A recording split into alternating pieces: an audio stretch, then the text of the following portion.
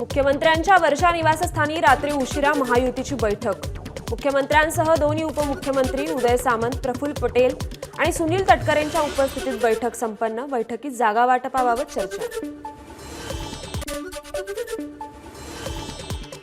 पुणे मेट्रोचं पंतप्रधान मोदींच्या हस्ते आज ऑनलाईन उद्घाटन। महाराष्ट्रात सुमारे 11,200 कोटी रुपये खर्चाच्या विविध प्रकल्पांची पंतप्रधानांच्या हस्ते पायाभरणी होणार। नाशिक शहरात क्रांतीज्योती सावित्रीबाई फुले आणि महात्मा ज्योतिबा फुले यांच्या अर्धाकृती पुतळ्याचं अनावरण। मुख्यमंत्री, उपमुख्यमंत्री, मंत्री छगन भुजबळ, दादा भुसे यांच्या उपस्थितीत अनावरण सोहळा।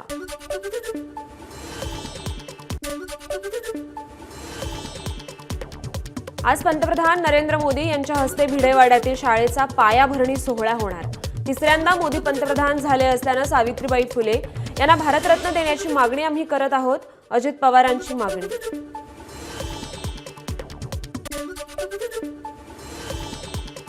नाशिकमध्ये मुख्यमंत्री एकनाथ शिंदे, उपमुख्यमंत्री देवेंद्र फडणवीस यांच्या हस्ते मराठा आणि धनगर समाजाच्या विद्यार्थी वसतिगृहाचं भूमिपूजन। मराठा आणि धनगर समाजाच्या वतीनं मुख्यमंत्री, उपमुख्यमंत्र्यांचा सन्मान।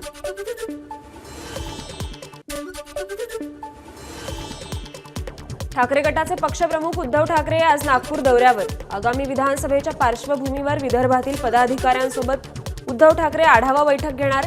संध्याकाळी ठाकरेंची जाहीर सभा।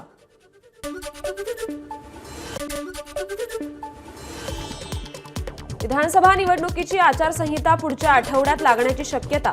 भंडाऱ्यातल्या मेळाव्यात अजित पवारांचे वक्तव्य। महायुती सरकारच्या योजनांची अजित पवारांनी केली उजळणी।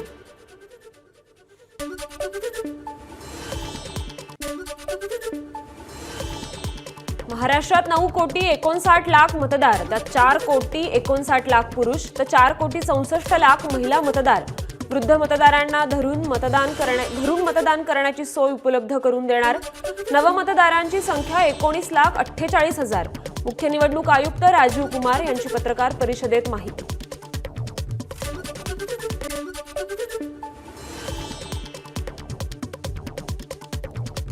गुन्हेगारी पार्श्वभूमी असलेल्या उमेदवारांना 3 वेळा प्रिंट आणि इलेक्ट्रॉनिक मीडियात गुन्ह्यांची माहिती द्यावी लागणार।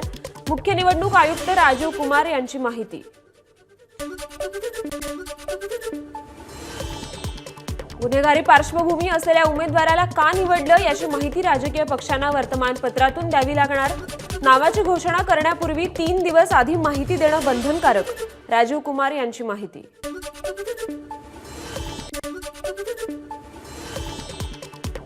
आम्ही राजकीय पक्षांच्या भेटी घेतल्या, त्यांनी त्यांच्या अपेक्षा सांगितल्या। दिवाळीचा मुद्दा सांगत महाराष्ट्रात निवडणुकीची तारीख जाहीर करण्याची विनंती त्यांनी केली आहे। मुंबईतील पत्रकार परिषदेत राजीव कुमार यांची माहिती। वर्ध्याच्या आर्वी विधानसभेसाठी प्रहारकडून जय बेलखडेंना उमेदवारी।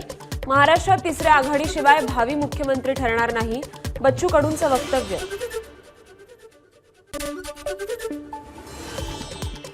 अल्पसंख्याक असल्याचं मंत्री हसन मुश्रीफांना आताच का आठवलं? कागल विधानसभेसाठी इच्छुक उमेदवार समरजित घाटगेंची मुश्रीफांवर टीका।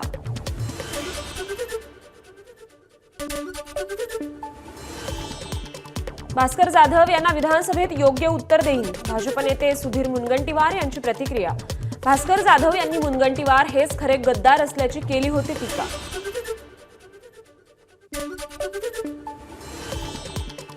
नवी मुंबई कृषी उत्पन्न बाजार समितीचे सभापती अशोक डक लढवणार माजलगाव विधानसभा निवडणूक। उपमुख्यमंत्री अजित पवार यांच्याकडे मागणार उमेदवारी। मित्रपरिवार संवाद मेळावा घेऊन जाहीर केली भूमिका।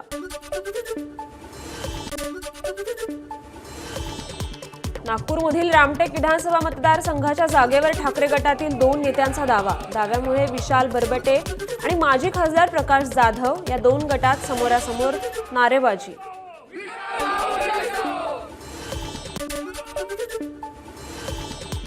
कवठे महाकाळमधील निषेध सभेतून खासदार विशाल पाटील आणि रोहित पाटील यांचा माजी खासदार संजय काका पाटील यांच्यावर हल्लाबोल। पराभवामुळे संजय काका वैफल्यग्रस्त झाल्याची टीका।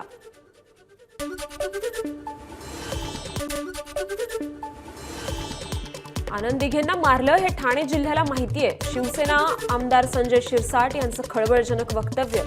सकाळी ठणठणीत असलेले दिघे, दुपारी त्यांचा मृत्यू कसा झाला? दिघेंच्या डोक्याला मार लागला होता का? शिरसाट यांनी उपस्थित केले प्रश्न.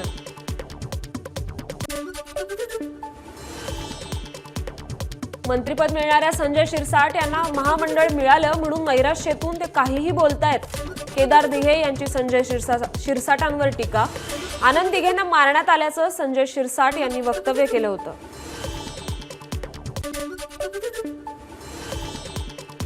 कुठलंही संवेदनशील वक्तव्य करताना संयम ठेवायला हवा. आमदार संजय शिरसाट यांच्या आनंद दिघे मारल्या गेले या वादग्रस्त वक्तव्यावरून प्रफुल्ल पटेल यांचा सल्ला.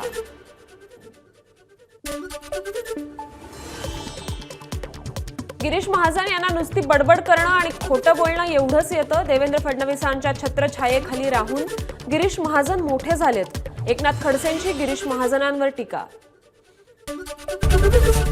एबीपी माझा, उघडा डोळे बघा नीट.